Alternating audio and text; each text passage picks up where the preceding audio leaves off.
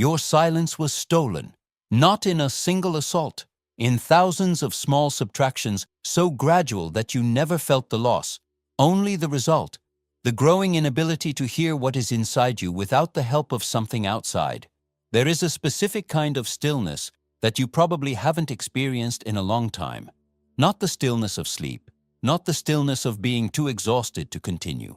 The waking stillness, the one in which you are present, with no task, no consumption, nothing arriving from outside, and you simply exist, without needing to process anything, without needing to produce anything, simply inhabiting the present moment. When was the last time? If you are trying to remember and cannot locate the moment with precision, if the closest memory that surfaces is one of a silence that quickly became discomfort, that you interrupted before it weighed too heavily, then you are already inside the diagnosis we are going to dissect here. You are not lost for lack of an answer. You are lost because the space where answers form has been systematically occupied by something else, and that something else did not arrive uninvited. There is a specific form of disorientation that doesn't look like a crisis. It doesn't have the drama of a rupture. It doesn't have the recognizable face of depression. It doesn't arrive with an identifiable event to explain it. It is simply there. A diffuse fog over what once seemed to have definition. You don't know exactly what you want. Not what you truly want in the deep sense. Not what would make it feel meaningful to get up in the morning with clarity about why the day matters. You have activities. You have commitments. You have things you enjoy doing. But beneath all of that, there is a layer of indefiniteness that resists being named. Something is missing, and you can't say what. And then you try to resolve it the way culture has taught, by seeking more content about purpose and meaning, more conversations about what people find important, more experiences, more stimuli, more references about how to live.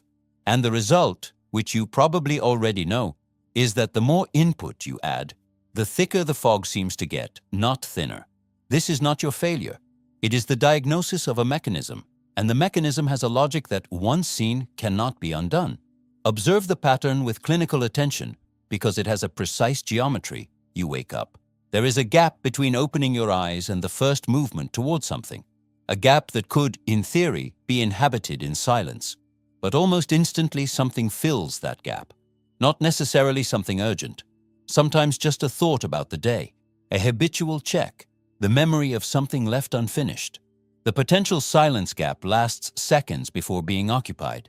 During the day, the gaps are even smaller. The space between one activity and the next, which in other eras of human life was simply space, not filled by design, is today almost always occupied by some form of consumption or processing. You wait for something and automatically consume something. You move from one place to another and automatically listen to something. You rest and automatically watch something. The void between things was eliminated not by force, but by supply. There is always something available to fill it.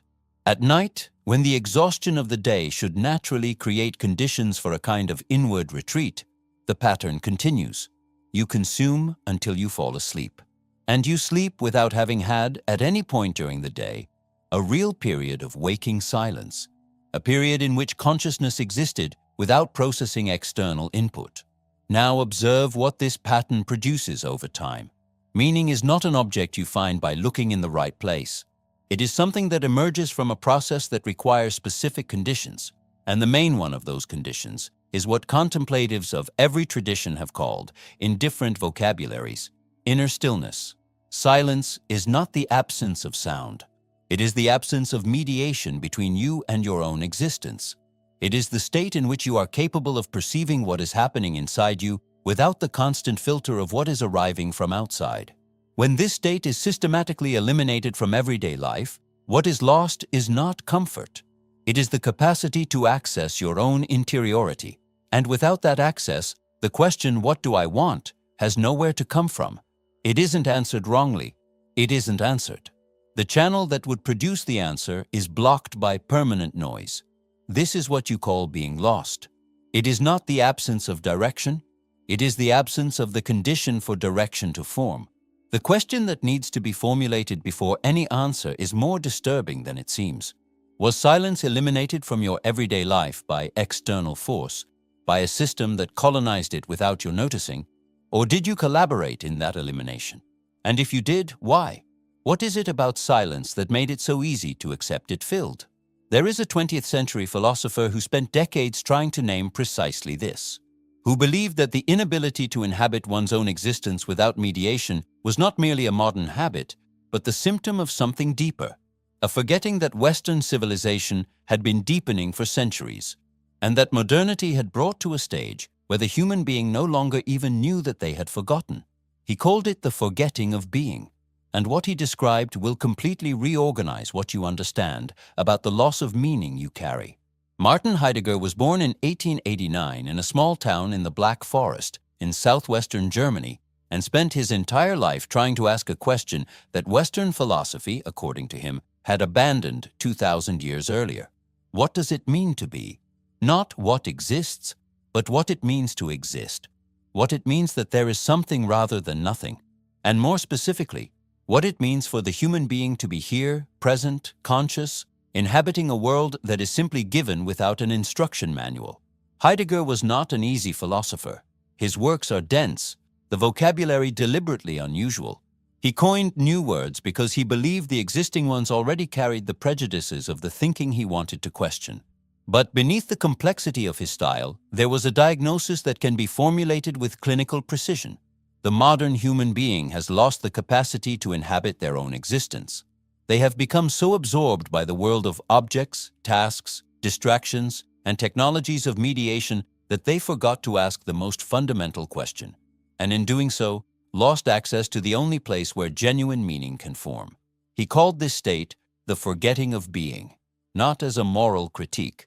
As an ontological diagnosis, Western civilization built a world of extraordinary efficiency and productivity, and in the process created human beings who know how to do almost everything and are almost incapable of simply being. The word Heidegger used for the human being was Dasein, literally being there, being here. Not subject or consciousness or person, but the concrete, situated, temporal presence that exists in a specific world at a specific time with a real finitude. And what modernity had done to the Dasein, according to Heidegger, was to distance it from itself. It had created a gap between the human being and their own existence, filled by objects, by distractions, by what he called idle talk, the uninterrupted flow of information, opinion, and stimulus that occupies the space where genuine reflection on existence should occur. This distance for Heidegger was not merely psychological discomfort. It was the mechanism by which meaning became inaccessible. Because meaning, the feeling that life has weight, direction, significance, is not found in the world of objects and tasks. It emerges from the direct relationship of the human being with their own existence, and when that relationship is permanently mediated by external noise, meaning does not disappear, it gets buried. Inaccessible not because it doesn't exist, but because the conditions for accessing it have been eliminated. Silence is not the poetic antidote to modern stress. It is, in the Heideggerian reading, the structural condition for the human being to hear what their own existence has to say. And when silence is systematically stolen, what is lost is not rest. It is access to being. Let's open the mechanism with clinical precision. Heidegger used an image that became one of the most powerful in all of 20th century philosophy, the clearing in the forest. Imagine a dense forest where light does not penetrate, where everything is wrapped in shadow and visibility is minimal. And in the middle of that forest, there is a clearing, an open space where the light arrives, where it is possible to see clearly, where things reveal themselves as they are. Heidegger called this space Lichtung, clearing, opening. And he said that the human being is, by nature, this space of opening, the only entity in the world capable of questioning its own existence, of asking about the meaning of what it is, of inhabiting the question instead of merely reacting to the world around it. But the clearing can be overtaken by the forest. Gradually, when there is no form of maintenance of the opening, the vegetation advances. The space where the light arrived closes. Visibility diminishes. And the human being who should be a clearing, a space of openness and reflection, becomes forest, dense, impenetrable to itself, unable to see clearly what is happening in their own existence. The continuous noise of modern stimulation is the mechanism by which the forest advances over the clearing. not all at once, not with violence, but with the silent constancy of vegetation that grows without being noticed. Every potential silence gap that is filled by external stimulus is one more inch the forest advances. Every hour of continuous consumption without a reflective pause is more shadow over the space where the light should arrive.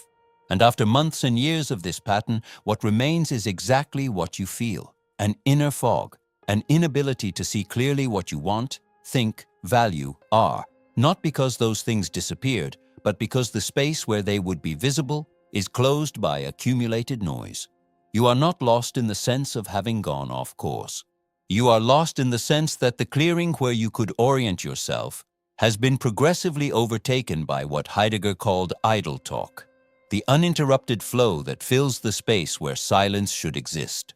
And the cruel paradox is this: when the clearing is closed, the instinct is to search for more content, more reflection, more input about how to find what is lost. But more input is more forest. It is exactly what deepens the closure. Seeking meaning in the exterior is, precisely, the mechanism that prevents meaning from emerging from the interior. There is a specific form of noise that is especially efficient at colonizing silence, the noise that presents itself as reflection. Podcasts about self-knowledge, texts about purpose, conversations about what matters in life. All of this is content. It is input arriving from outside, even when the subject is inner life. And the paradox that Heidegger would illuminate with precision is this: consuming content about meaning is not the same as accessing meaning. It is, frequently, the substitute that prevents access. You fill the space where meaning could emerge with other people's reflections about meaning, and you call that inner searching. But inner searching is not consuming other people's perspectives on interiority. It is inhabiting silence long enough for your own perspective on your own existence to be heard. There is something specific that happens when a human being tries to fill the loss of meaning with more stimulus. The void does not shrink, it grows. And the reason, in the Heideggerian diagnosis, is structural. The void you feel is not a lack of content. It is a lack of the condition to inhabit your own existence. Adding content to a condition that is structural does not resolve it. It temporarily masks it and deepens it over time. Like trying to resolve thirst by drinking salt water, the immediate relief is real, but the underlying state worsens. Every hour of consumption that replaces silence is one more layer between you and the only place where genuine meaning can form. The void that expands is not a sign that you need more. It is a sign that what you need is less, and that this less is far more difficult to sustain than it seems. Silence was not eliminated from your everyday life because you decided you didn't want it. It was eliminated because it became economically unproductive to keep it available. A human being in silence does not consume, does not process input, does not participate in any flow that can be captured, measured, or monetized. Silence is, from the perspective of the systems that organize contemporary attention, a wasted resource. And so it was colonized, not by decree, but by supply. There is always something available to fill every gap, and constant availability is enough to ensure the gap is never left empty. Heidegger would call this technology the way modernity transforms everything, including the inner time of the human being, into a resource to be used. Your silence was not stolen with violence. It was occupied with convenience, and you allowed it, because the void was uncomfortable and the filling was always just one gesture away. Now the diagnosis deepens to the layer that disturbs most, because it is the most honest. Heidegger did not blame only modernity for the forgetting of being. He pointed to something in the very structure of human consciousness that collaborated in that forgetting, what he called the flight from anguish.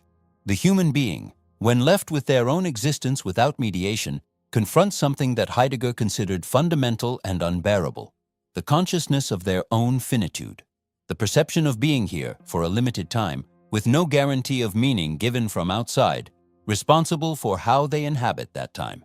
This perception, called by Heidegger existential anguish, in the precise and technical sense of the term, is not pathology. It is what emerges when the clearing is open and the light arrives without a filter. It is the state in which existence reveals itself as it is, contingent, finite, with no external foundation to justify it automatically. And faced with this perception, the instinct to flee is powerful. Most people, when silence begins to produce this state, flee immediately toward noise. Not because noise is better, but because noise interrupts the anguish before it completes its work, before the perception of finitude and existential responsibility can fully settle. And here is the paradox that Heidegger identified with precision. The anguish that the clearing produces is not the problem. It is the path. It is what happens when the human being begins to genuinely inhabit their own existence without mediation. And the flight from that anguish, the rush back to noise, to stimulus, to filling, is exactly the mechanism that perpetuates the forgetting of being. You flee from what could orient you because it seems unbearable, and you return to what disoriented you because it seems safer. The culture of hyperconnectivity did not create this mechanism of flight, but it equipped it with an infrastructure of efficiency without historical precedent. The flight from existential anguish was always possible. In any era, human beings found ways not to inhabit silence. What changed is the speed and the availability. The interval between the beginning of silence and access to something that interrupts it has been reduced to zero. Anguish no longer has time to complete its work. It is interrupted before it begins, so automatically that you don't even notice you were about to feel something important. And over months and years of this pattern, what happens is not that the anguish disappears. It remains in a latent state, unprocessed, accumulated as a diffuse pressure that you call emptiness, being lost, not knowing what you want. Not because the answers don't exist, but because the question was never sustained long enough for the answers to be able to form. Meaning emerges in the slow friction between consciousness and stillness. Heidegger described this with an image that remains among the most precise in 20th century philosophy. The difference between walking through a forest with a defined destination and simply letting yourself move through the forest with no destination. In the first case, you cross the forest. In the second, you begin to hear it. The forest doesn't change. What changes is the inner state you bring to the encounter with it. Meaning works the same way. It is not somewhere waiting to be found if you look in the right place. It emerges when you stop looking and begin to inhabit, when silence is sustained long enough for what is inside to reveal itself without being immediately interrupted by what is outside. And the culture you inhabit, with all its supply of constant filling, with all its infrastructure for eliminating the gap, has no interest in this process. A human being who knows what they want and why they want it, who has access to their own interiority and makes decisions from within it, is a far harder human being to capture than one who is permanently disoriented and searching for external orientation. Disorientation is functionally convenient. Stolen silence is not a side effect. It is a product. We've reached the core, and it is simpler and more disturbing than everything that came before. You are not lost because you lack direction. Direction emerges from clarity. Clarity emerges from silence. And silence has been systematically eliminated from the conditions in which you live, not by accident, not by neglect, but by the logic of a system that functions better with human beings who seek orientation externally than with human beings who access it internally. The inversion that the Heideggerian diagnosis demands is this. The problem is not informational.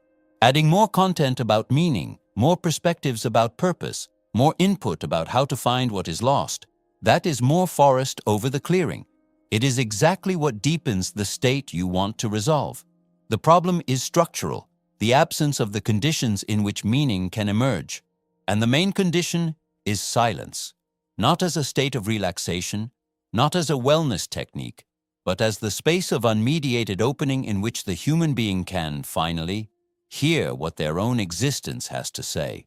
Heidegger would call what you feel the forgetting of being, not because you forgot something specific that you should remember, but because you lost access to the space where that kind of memory forms, where existence is inhabited face-on, without a filter, without mediation, without the constant protection of noise that prevents anguish from completing its work.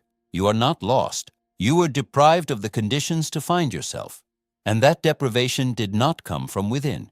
It came from a structure that needed your emptiness in order to keep offering you the filling. Now you know the name of the mechanism. Now the phenomenon is entirely readable. The loss of meaning you experience is not the absence of purpose. It is the absence of the structural conditions for purpose to emerge. Meaning is not an object that exists somewhere waiting to be discovered through the right kind of searching. It is a process that requires a specific condition, silence as a space of opening between consciousness and one's own existence, without the constant mediation of the external. When that condition is eliminated, when every available gap is filled by stimulus, when the void between things disappears through constant supply, the process by which meaning would emerge has nowhere to occur. The clearing closes. The human being who should be a space of opening becomes dense to themselves, unable to see clearly what is happening in their own existence. Heidegger was not describing a rare pathology or an exceptional condition. He was describing what inevitably happens to any human being when the conditions for inhabiting their own existence are systematically eliminated. The disorientation you feel is not a diagnosis of what you are. It is a diagnosis of what has been done to the conditions in which you exist. You did not fail to find meaning. You were deprived of the silence in which meaning forms. That distinction, once seen, completely changes the direction of the gaze, from inside to outside, from personal failure to structural diagnosis. Look back with this diagnosis active and see what it reorganizes. Every time you sought more content to resolve the feeling of being lost, more reading, more conversations, more perspectives on meaning and purpose, you were, without knowing it, deepening the state you wanted to resolve. Not because the content is useless, but because the problem was not one of content. It was one of condition. And the condition that was absent cannot be restored by more input, only by less. Every time a potential silence gap was automatically filled by some form of stimulus, and you allowed that filling without noticing you were allowing it, more forest advanced over the clearing. One more layer of mediation between you and your own existence. One more inch of visibility lost. Every time the anguish began to surface in the silence, that specific vertigo of being present with yourself without task, without distraction, without the protection of noise, and you fled toward filling, the work that the anguish was about to complete was left incomplete. The question that was about to be formulated was left unformulated. The meaning that was about to emerge was left buried. Heidegger wrote about this not as a distant observer, but as someone who had experienced the difference. He had a cabin in the Black Forest, Todnauberg, where he would spend periods in real silence without the mediations of academic and urban life. Not as a spiritual retreat, not as a wellness technique, as a condition for the kind of thinking that required the silence that ordinary life did not offer. He did not romanticize isolation. He described silence as a requirement, as the only condition in which certain kinds of perception about existence could occur. The question this diagnosis opens is not whether you will go to the countryside or stay in the city, whether you will become a hermit or continue the life you have. The question is more precise and more uncomfortable.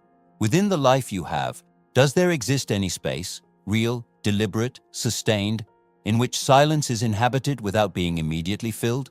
In which the clearing can exist without the forest advancing? If the answer is no, and for most people today that is the honest answer, you now know the name of what is absent. And you know that what is absent is not direction. It is the condition in which direction would form. Heidegger left a question he never fully closed. Not because there was no answer, but because the answer that mattered could not be given from outside. The question is this: the modern human being, after decades of the forgetting of being, after so long with the clearing closed by accumulated noise, are they still capable of bearing the silence when it is restored? Because silence, after a sufficiently long period of its absence, is not neutral. When you finally stop, when the noise ceases and there is nothing arriving from outside, what appears is not immediate peace. What appears is the anguish that was dammed up, the awareness of finitude that was never processed, the perception of existential responsibility that the noise had protected against, the weight of being here, present, conscious, with nothing automatically telling you why this matters. And the question that Heidegger left open, which I also leave open: if silence were restored, if the clearing could open again, would you know how to bear it? Or has agitation already become more familiar than stillness? Is it already more comfortable to inhabit noise than to inhabit yourself? There is no right answer to this question. There is only the honesty of formulating it without immediately fleeing back toward filling. Silence was stolen, but it was also stolen because it was easier to let it be stolen than to sustain what it produced. Now you know both things at the same time. Heidegger offers no solution at the end, and neither will this screenplay. Because the diagnosis you move through prescribes nothing. It doesn't say how much silence is enough, doesn't say how to restore it, doesn't say what to do with the anguish when it appears. Those are questions that belong to your specific existence, and answering them from outside would itself be more noise disguised as guidance. What the diagnosis offers is only this: the distinction between being lost and having been deprived of the conditions to find yourself, between personal failure and structural mechanism, between the absence of purpose and the absence of silence in which purpose could have emerged. That distinction doesn't resolve anything, but it is the only one that points in the right direction, inward, not outward, toward less, not more, toward the silence that was stolen, not toward the content that promises to replace it. Antidote doesn't give you the clearing. It gives you the name of what closed it. If this video reached you at the right moment, if the question stayed with you, subscribe to the channel. The next video is already being prepared.